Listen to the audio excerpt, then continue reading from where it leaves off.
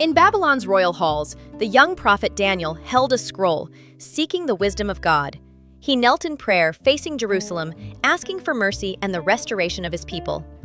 King Cyrus of Persia proclaimed freedom for the captives and commanded the rebuilding of the holy city. At dawn, Jewish exiles journeyed home, carrying timber and tools with hearts full of hope. Nehemiah led the workers with faith, raising the fallen walls of Jerusalem. Priests on the Temple Mount sounded their trumpets, offering worship in the morning light.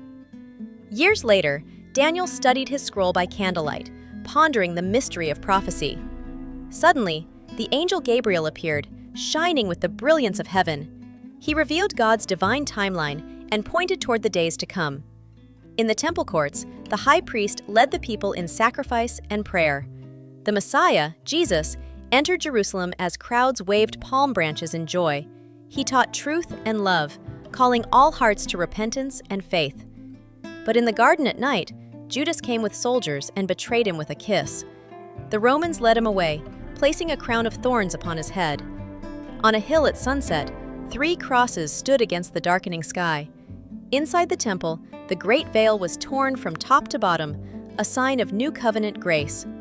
Darkness covered the land, and the earth trembled with divine sorrow. On the island of Patmos, an angel revealed to John visions of what was to come. A mighty ruler appeared on a white horse, boasting of power and peace. Beside him stood the false prophet, speaking lies that deceived the nations. Together, they made a covenant with many, promising safety but hiding betrayal. Midway through the week, the ruler broke his word and defiled the temple.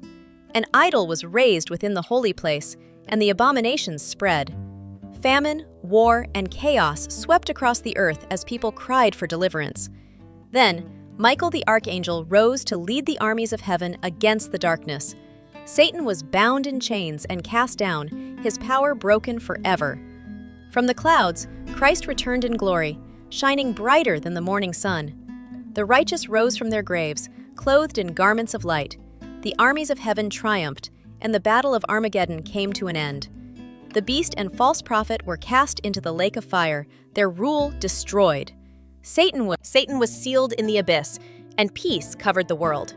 Before the great white throne, all souls stood as the book of life was opened. Those whose names were written entered eternal joy and rest. The new Jerusalem descended from heaven, and God's everlasting kingdom was fulfilled forever.